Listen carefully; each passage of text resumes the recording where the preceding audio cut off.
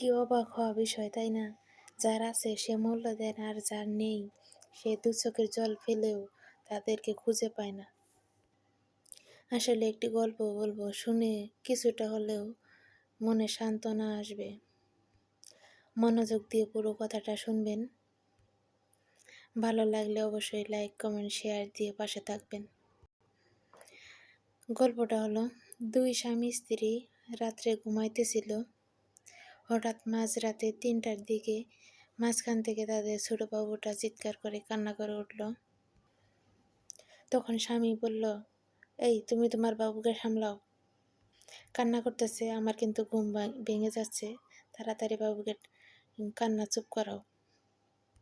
তখন স্ত্রী কোনো কথা না বলে বাবুকে দুধ দিতেছে, কিন্তু কান্না কিছুতেই থামতেছে না। তখন স্ত্রী বাবুটাকে নিয়ে ফ্লোর দিয়ে হাঁটাহাঁটি করতেছে। হাঁটাহাঁটি করতে করতে দেখলো বাবুটা একদম চুপ হয়ে ঘুমিয়ে পড়ল। তখন সাথে সাথে স্বামীটা ঘর থেকে বের হয়ে গেল। অনেকক্ষণ পরে স্বামী আবার ঘরে ফিরে এলো। তখন স্ত্রী জিজ্ঞেস করলো, কি ব্যাপার, তুমি এত রাতে কোথায় গিয়েছিলে? তখন স্বামী বলল, গিয়েছিলাম গোরস্থানে, আমার মায়ের কবরের পাশে। তখন স্ত্রী বলল, কি ব্যাপার, হঠাৎ করে গোরস্থানে গিয়েছে এত রাতে, তবু আবার মায়ের কবরের পাশে? কোনোদিন তো যাওনি তুমি, তোমাকে তো কোনোদিন যাইতে দেখি নাই। তখন স্বামী বলল, আমি একটা জিনিস খেয়াল করলাম, যখন বাবু কান্না করলো তখন আমি ঠিকই বিরক্ত হলাম, কিন্তু তুমি তো বিরক্ত হও নাই। তুমি বাবুকে যেভাবেই হোক কান্না চুপ করাইছো, বাবুকে ঠিকই তুমি ঘুম পাড়াইতেছো। আমার একটা কথাই মনে হলো, আমি তো ছোটবেলায় এমন জ্বালা যন্ত্রণা করতাম মাকে, কিন্তু মা তো কখনো বিরক্ত হতো না, মা ঠিকই আমাকে এইভাবে আদর করে ঘুম পাড়াইতো।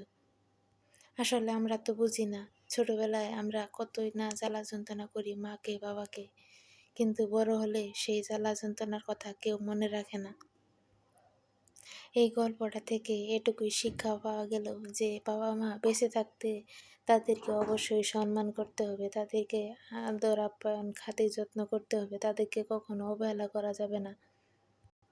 যাদের বাবা মা নাই তারাই বুঝে বাবা মা না থাকার কি যন্ত্রণা। আজকে তুমি তোমার বাবা মার সাথে খারাপ ব্যবহার করতেছো কিংবা ভালো ব্যবহার করতেছো, খারাপ ব্যবহারের কর্মফলও কিন্তু পাবে, আর ভালো ব্যবহারের কর্মফলও কিন্তু পাবে। কাজেই বাবা মার সাথে কখনো খারাপ ব্যবহার না করে তাদের সাথে ভালো ব্যবহার করে তাদের থেকে দোয়া এবং ভালোবাসা নেওয়া খুব জরুরি। আমরা এমন কোনো কাজ করব না যেন আমার মা বাবা মনে কষ্ট পায়। সবাই আমরা চেষ্টা করব মা বাবার সাথে ভালো ব্যবহার করার জন্য। গল্পটি ভালো লাগলে অবশ্যই একটি শেয়ার করে দিবেন।